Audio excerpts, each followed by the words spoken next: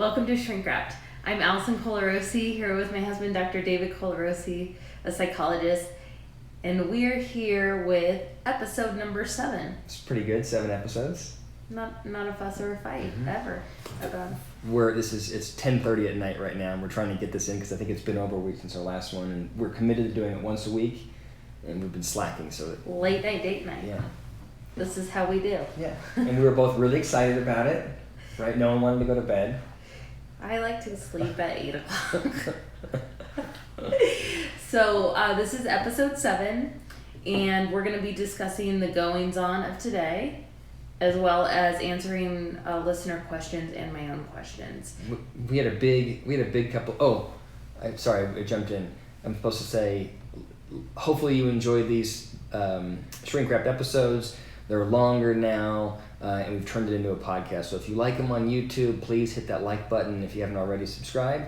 And check us out anywhere you get podcasts. You can find Shrink Wrapped. And we've uploaded, I think, every single episode there now, right? Yep. So join us there too, That's fine. if you don't want to look at us. Although I will say I put on a special shirt just for this. So hopefully, right? Late night, date night. Thank you, honey. I'm wearing a dress. Okay. So, do you want to talk about what happened this week? I'm trying to think the last time we did this, but I went on a big trip. I think we talked about it. I went on a big trip to Yellowstone, a fishing trip, which was 6 days. Came back, was here for, I think, 2 days. Mm-hmm. Flew to California. We live in Denver. Flew to California for my brother's wedding, which I was nervous about in COVID times, but it went off really well. I don't believe anybody got coronavirus, so I feel like we got away with something. So I flew out there, went to the wedding, which was wonderful. I'm happy I did it. It was beautiful. So then I flew home, and then 3 or 4 days later, we drove back out to California with Allison and the kids. After you got tested. So I came home, got tested, and I got the immediate results, didn't have COVID. Then we drove to see Allison's family in San Diego, and we had a whole week out there. It took 20 hours to get to California. Yeah, with a 2-year-old and a 5-year-old, that's a rough drive. I think we're heroes. I like that, yeah. I think we're superheroes because most people would have folded like a beach chair. I got that criticism, so we'll have to we'll talk about that. But we did not, so we made it. So I would say, what do you give the trip in total? I thought it was an A. I would do it again. I mean, it's easier if you fly, but it's cheaper to drive and safer. Sure, it was cheaper. We stayed in 2 hotels. We gotta pay for all 4 of us. I don't know. It may have been. Not with. We got into a car accident I forgot about that. on the way there by a unlicensed, uninsured driver. So that was fun. Yep. In my car. Yeah, that was welcome to California. But it all worked out. It was a good trip. So what would you say was the most enjoyable part of the trip? Probably we met up with, I mean, selfishly, I liked the time with family, but in particular, going to Lake Mead. And we met up with my brother and his wife and went to Lake Mead.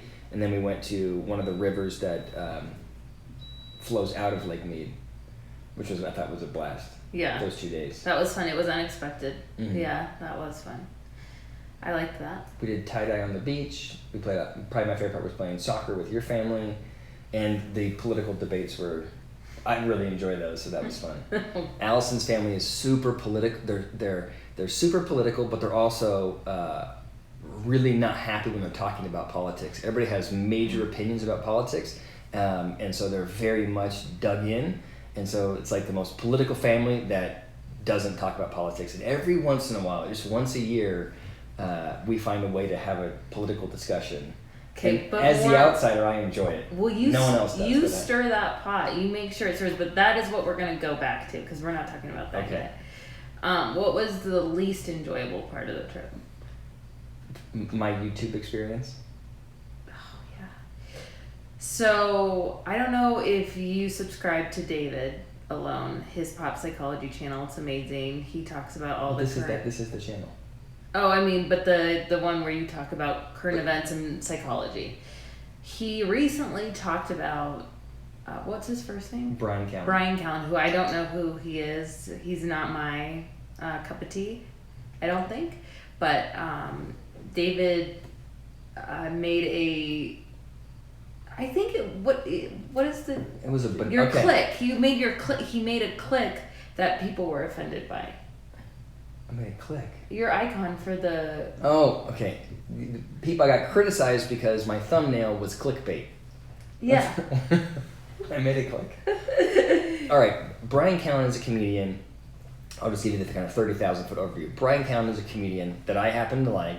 And like a week and a half ago, he had 4 different women come out and criticize him of different types of sexual misconduct, ranging from rape 20 years ago to having an affair with the woman and sort of talking about rape like it was okay, and everywhere in between. And so I thought, well, this is a good opportunity. This is trending. This is a good way to get to sort of diversify my audience. So let's talk about Bryan Callen. So I did my first video, and if you think about my channel, what I'm doing is talking about modern events, but using those events as a launch pad to talk about issues in psychology. So I was like, well, let's talk about kind of how sexual assault happens, because I don't think that every person that engages in rape would ever think of themselves as a rapist, right? Very few rapes are the guy that jumps out of the garage or jumps out of the bushes and attacks somebody. It's usually acquaintance rape. And the acquaintance rapist, if you ask that person, are you into rape? They would say, absolutely not. But they get themselves in a position where they engage in this horrible behavior. So that's what I wanted to talk about. And my thumbnail originally said, I think it was, why did he do it? And I posted it and I went to sleep and I wake up like 4 hours later and I had like 300 views, a lot of them negative, thumbs down, and people just blasting me for the clickbait. The internet hated him. So I changed the thumbnail and then it said, how could he do this? That did not slow the tide of negative reviews. You still have haters. Most of your haters just don't watch your video though. They just hate. So what's really annoying is you can, if you have a YouTube channel, you can see how long someone has watched your video. You can see what the sort of average view time is.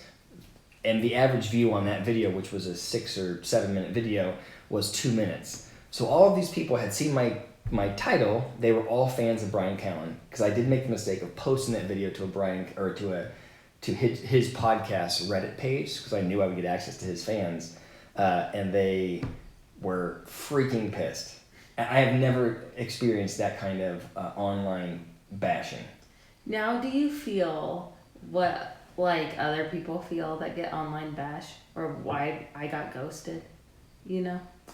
Okay, let's look on the spectrum of Dave Hollis doesn't want to be your friend anymore versus somebody that doesn't know me telling me that I'm a clout chasing quack, or that I am that you fold like a beach chair. So then I go one day, I'm like, you know what? I'm not gonna care about the code. These people didn't know who they're trolls. I don't care. And so I waited like 24 hours and I go, screw it, I'm going in. And so then I go in there and I spent, and you and I had a conversation about... I would say that when you didn't ask me the best and the worst part of my vacation, and I would say this was the worst part of mine, just so you know. Okay, so... Hey Al, what was the worst part of your vacation? You answering trolls all day. Well, I'm sorry for that. And I wouldn't, in retrospect, the better me would not have done that. But like, it was just so hard. I think I've got 350 negative comments. You should go look at the video. You don't have to watch the video. Just look at the comments and you're going to go, oh my God. I mean, it is like the underbelly of the internet that attacked me. So I couldn't help but try and defend myself, which didn't get me anywhere. And then there were women, one in particular that was like, what the hell are you doing? You're folding like a beach chair, which I think is it's poetic. It's my favorite line. I'm going to use it all the time. So people were really upset with me for that video. So I go, oh, I'll wait, and I'm going to do another video that will be the sort of other side of it. I'm not condemning or, removing blame from Callen. I just said I'll use that same scenario and talk about, well, what would the psychological impact be if someone were wrongly accused? And I did that video, and I thought that will make things right. it did not. People were also pissed at that video. And that same woman who said I was folding like a beach chair said that I was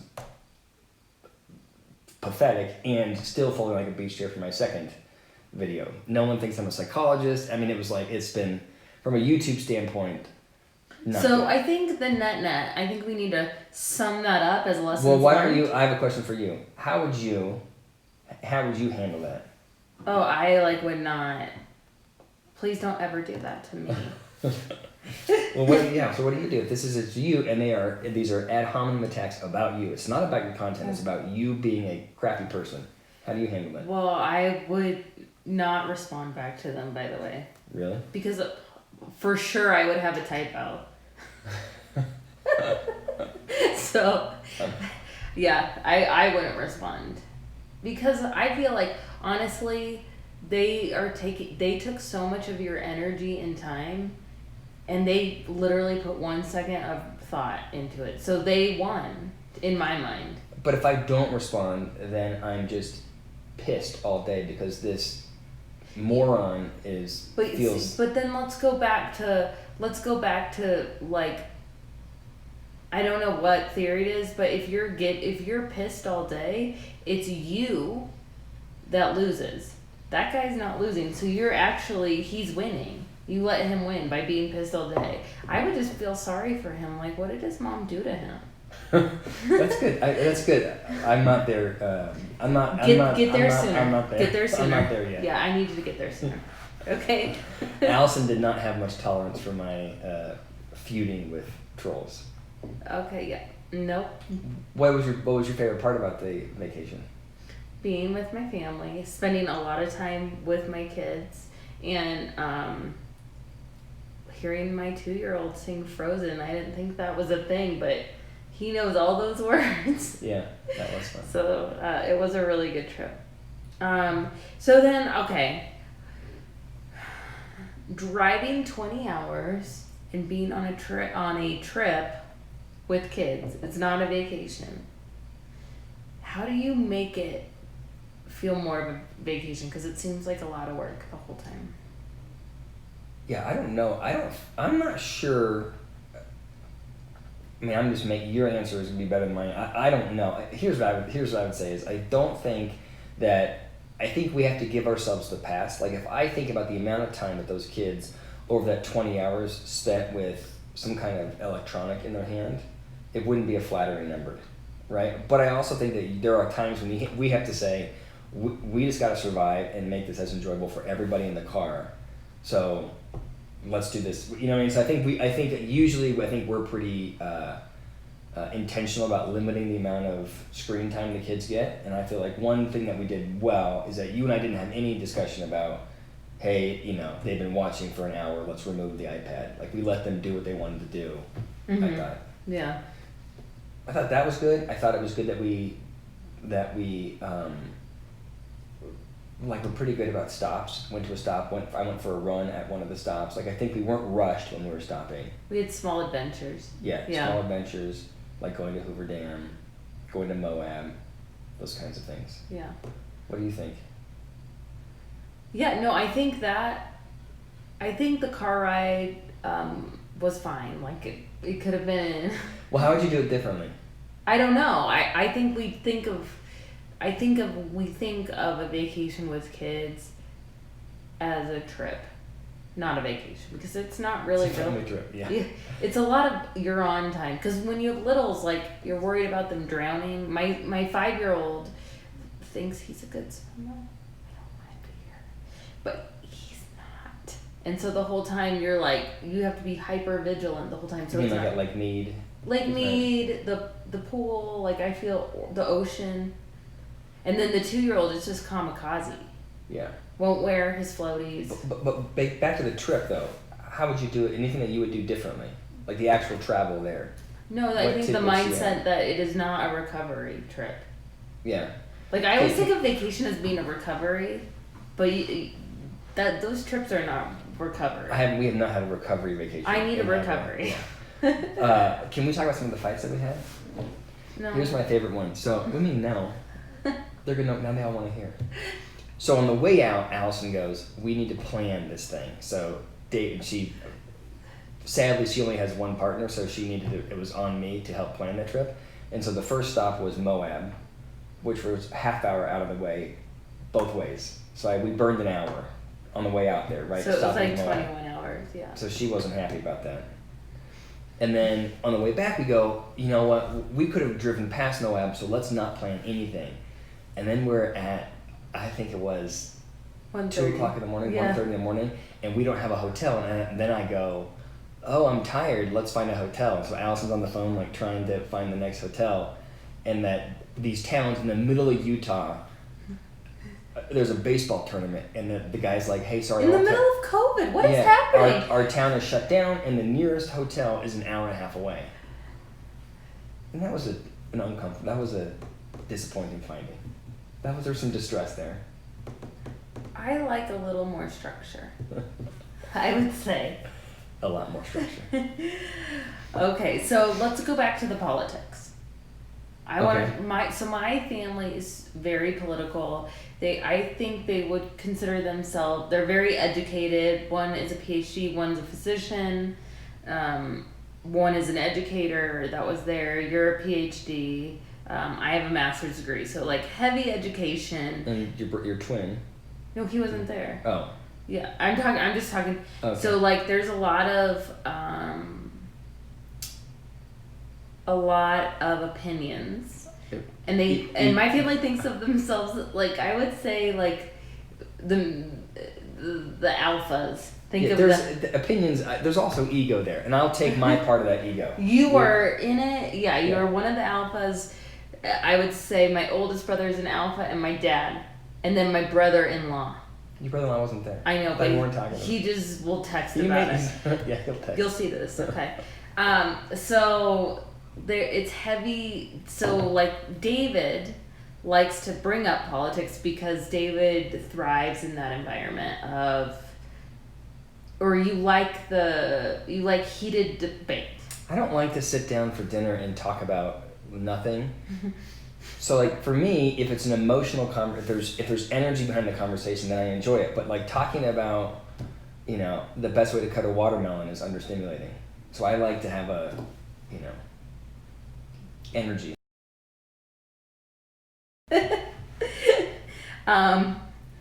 Yeah, so David stirs the pot, and my brother gets very emotional, and my dad is, I think, like you, where he is unemotional about it.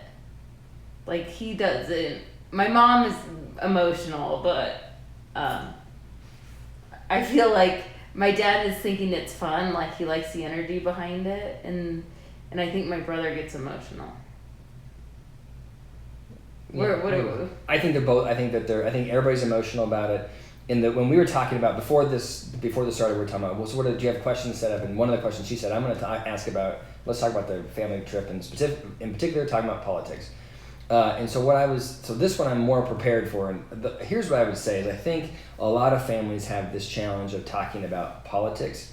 And so the only advice I would give is that I think it's really easy if you had a third party that were able to watch the conversation about politics in any family. I think that third party would be better at knowing what's happening and navigating the dynamics. But when you're in the family, there are so many emotional and sort of psychological ties and relationships that are driving that conversation that no one's talking about. And your job, I think, to effectively navigate that environment if you're in the family, right? So if it's my family versus your family, it's harder for me to navigate it objectively when it's my family versus yours. Yeah. Because you have relationships with your brother. You look up to him in a lot of ways. You look up to your dad in a lot of ways. So I think it creates stress for you that them having tension. Yeah, I have to run away. I can't be part right. of So it. And so I think that the task is, or the challenge is how do you have a conversation with your parent or your brother and step out of it enough to really be objective. And here's the trick, is everybody thinks that they're objective, but they're not objective. Everybody thinks that their mindset is the clearest. And it's from the outside, it's obviously not. And so the more you can, it's a difficult thing to do. Yeah. Well, when the holidays are going to start coming up, so people are going to need to know that, because I'm sure every dinner table is going to be like that. Yeah. And also, I finished Brene Brown's book, so I think this is a good segue because this huge, I don't know what the right word I want to say, but I want to say crevasse. Do you have a better word for that? Between the political sides is so big that what she says in her book, it's creating loneliness. Do you agree? Why is it creating loneliness? I only listened to the last half of her book. Why is it creating loneliness? Well, she says it because everyone feels like they need to gravitate to more people like themselves. Mm-hmm. And apparently, and that dehumanizes like the other side. Yeah, so you are, yeah, I agree. And so then you're just lonely with your side, and then you feel like you can, by dehumanizing the other side, it's okay to hurt them. Yeah, and I guess I would say, and this is probably what I'm sure she's saying something similar to this. If you pick something that is actually relatively arbitrary, like your political stance, you're saying, I don't like anybody who is conservative, or I don't like anybody who is liberal. Well, you've cut the pie by 50%, and the people that you have grouped yourself with oftentimes aren't like you, right? They could be voting that way or view the world that way because of, think about how complex politics is. It's so complicated. So you could be voting conservative because of your view on a woman's right to choose, or you could be voting liberal because of your view on immigration. But everything else could be, you know what I'm saying? So you could be, people are passionate about different particular topics there, and so you can be all of a sudden you're around people that really don't see the world like you do. They just see one particular issue that lines up. Mm-hmm. So I think is that what she's saying? That's why it's more isolating, because now you're with people that vote like you but don't necessarily see the world like you? Well, I don't know if that's what she was saying, but I do like that. I do like that. I think that's a good way to say it. I think it's like the inherent judgment of other people creates loneliness, because one of the things that she said that I resonated with me is like, you don't hate anybody up close. Right. I believe that so strongly that if you, aside from the absolute extreme, 99% of the population, if you really knew who those people were, you would like them. Very few people are at their core evil, mm-hmm. right? Like I don't believe in the concept of an evil person. I think that if you really knew who everybody was, and you really knew everybody's story, and you knew why they made the decisions that they made, I think you would have a lot more grace and tolerance for people that sort of approach things differently than you. But what we do is we go, oh my God, you're voting for Trump? Well, then you must be a racist, right? We default to that kind of very black and white thinking. Or you're going to vote Democrats? Well, then you must be a socialist, right? We just all of a sudden split it really in a negative way. Yeah. And what's crazy about it, just back to the family piece, what's crazy about it is people will do that to their family. Like you grew up with, you know exactly who this person is, but because they're voting for the wrong party, you then think they are the crazy lunatic end of that problem. You dehumanize them as which if you haven't read Brene Brown's new book, I am a huge fan. It's about loneliness and it's called and standing alone and being okay and comfortable. But she talks a lot about Maya Angelou, and I did learn a new term that. Well, anyway, read the book. I don't want to ruin it for you. I've only seen half. Braving the Wilderness. But what I thought was, in the part that I heard that I thought was impressive, was I felt like she was encouraging people to be intentional about being who they want to be, and not feeling like they have to align with an ideology that they don't agree with for the social support. So, like for example, if you are in, let's just stick with the political piece. If you are, you've always voted Democrat, but you disagree with that social group, it's okay for you to say, I'm not willing to hang out with that social group, and I'm gonna make my own political decisions. Oh yeah. In an effort to feel like you have to align yourself socially. Or like you're just don't want to like make the effort because you want to fit in. Yeah, I said it backwards. So what she's saying is, if you don't want to let your need for social support You don't want that to drive your decisions. You should make your decisions, and the social support will follow you. Yeah, and being authentic to yourself. Yeah.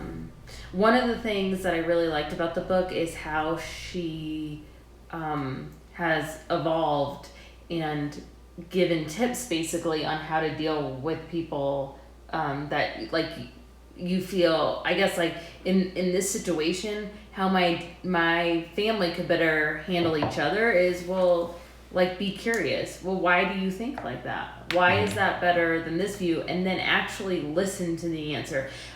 I know that my family, they don't listen to each other's answers. They are just spouting off facts and then waiting to spout out the next fact before actually like inhaling and listening to each other, you know?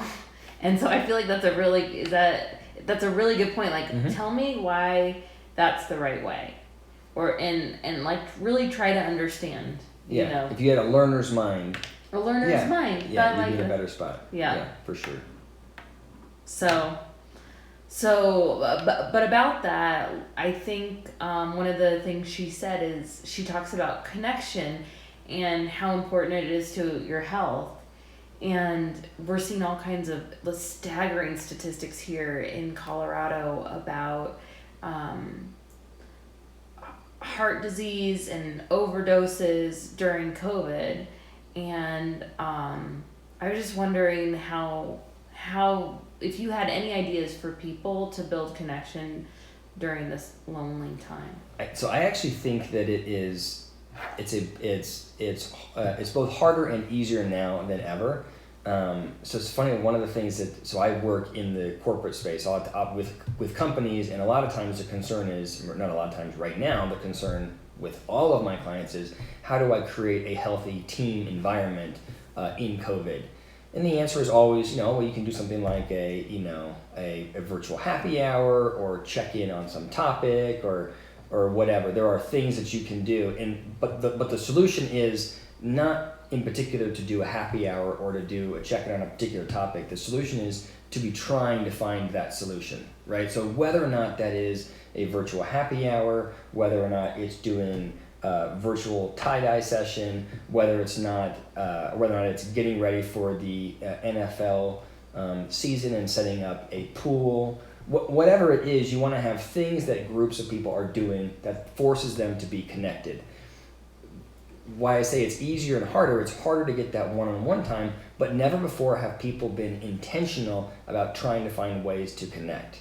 So for example, if I think about my interactions with my college friends, I have not had as much contact with college friends. I think you also haven't had as much contact with your college friends as you have had during COVID. I know. Because during COVID, people go, oh my God, I need social contact. Let's be intentional about reaching out to our network.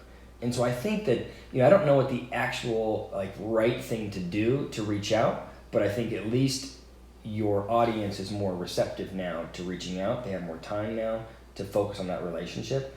So in that way, it's a good opportunity. Yeah. In COVID. I was just thinking about, if you need a tip, this is my favorite thing to connect with people right now is if you have an Apple Watch and you notice somebody else does, you can always challenge them to exercise competitions.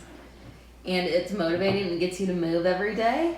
And also bragging rights for couch, if other people want to be a couch potato. And you start talking smack. They have auto replies that are really fun. But yeah. I digress. Yeah. But anyway, that's all we have for today, right? Unless I have anything else? No, I think that's all I have. I'm just trying to think about that last question about how to stay connected. And I think the answer is be intentional, be more comfortable reaching out and setting something up, because there are a lot of creative ways to. Yeah. I have this great friend who is always coming up with things to do. We went rollerblading, I'm starting new hobbies. So yeah, I think it's so cool at the park. There are always groups of people that are, have their chairs staggered 6 feet apart. And I wonder, if this weren't happening, would those 6 people be getting together? Would they be as intentional about creating that time together as they were? But if you don't feel, so I guess the question is, if you don't feel like you have someone to get together to, what do you do? Are you just saying, go do it? I'm saying it's a better time. I think there's more opportunity now to reach out than there was before. You know what I mean? I think a year ago it would have been weirder, not weird, but it'd been weirder for me to reach out to my coworkers at work and say, hey, let's meet on Friday afternoon and do Trivial Pursuit. Now if I do that, like that's what like I just had a colleague reach out and say, well, I'm setting up this thing on the weekend, we're doing Trivial Pursuit, and all the consultants were like, yeah, let's do that. Right? That's more contact than I would have had, and it wasn't weird for him to reach out and say I'm doing Trivial Pursuit. But a year ago it would have been like, it's kind of weird. I'm busy on the weekend. You know what I'm saying? I got things going. It's a little bit different, so. Yeah. Well, if you guys have any tips on that, I'm always looking for better ways to connect. So please put that in the comments section. Yeah. And if you have questions that we can talk about here, that would be wonderful if you put them in the comments. Yeah. And like and subscribe. Thank you so much. Thank you.